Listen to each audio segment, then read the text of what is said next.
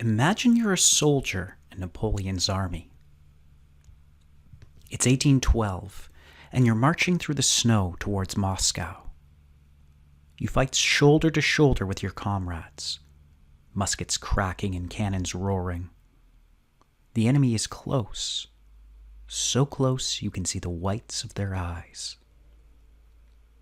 A century later, you're in the trenches of World War I. The battlefield has changed. The enemy isn't just the soldier across no man's land. It's the machine. Bullets and artillery shells rain down like hail, and gas clouds roll in, choking the air. You're part of a war driven by factories and steel. Now it's the present day. You're sitting thousands of miles from the battlefield, piloting a drone. The enemy is a pixel on your screen, reduced to coordinates and algorithms. You can destroy a target with the press of a button, but you'll never hear the screams or smell the smoke.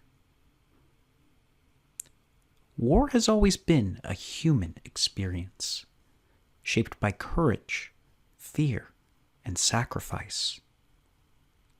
But as technology evolves, so does the very nature of war. Today we'll explore how three philosophers, Clausewitz, Junger, and Elull, help us to understand this shifting relationship between humans, war, and technology. Karl von Clausewitz, a 19th century Prussian general, famously called war the continuation of politics by other means. For Clausewitz, war was a deeply human activity, a contest of wills between nations, directed by political leaders and carried out by soldiers on the battlefield. Clausewitz understood war as fundamentally about people.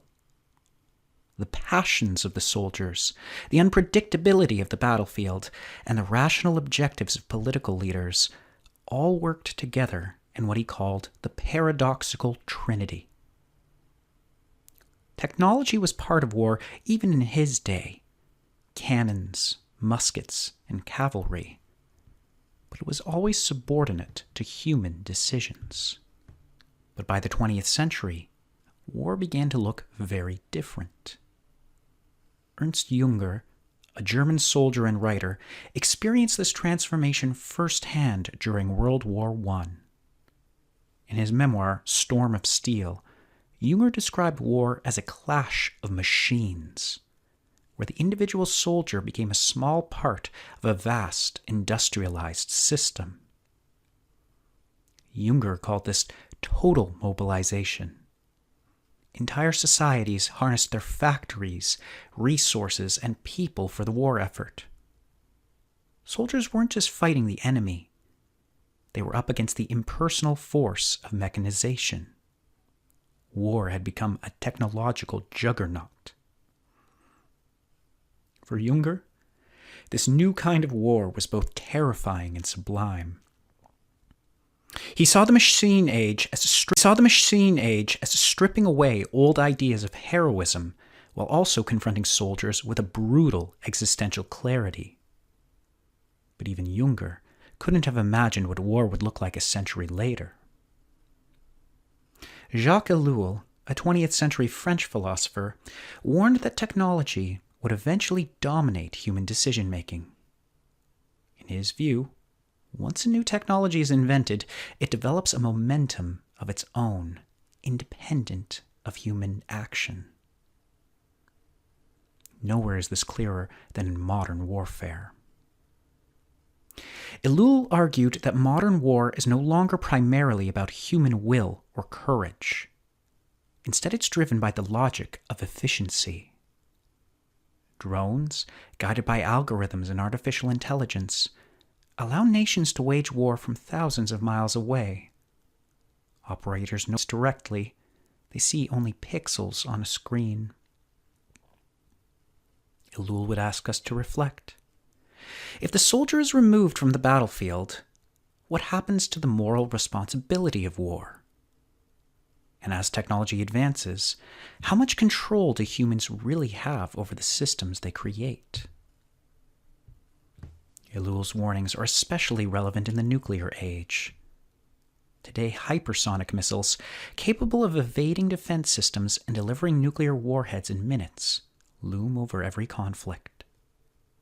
They make the stakes of war unimaginably high. Clausewitz said war is the continuation of politics by other means. But when weapons of this scale are involved, can politics really control war? Or has the logic of technology taken over completely?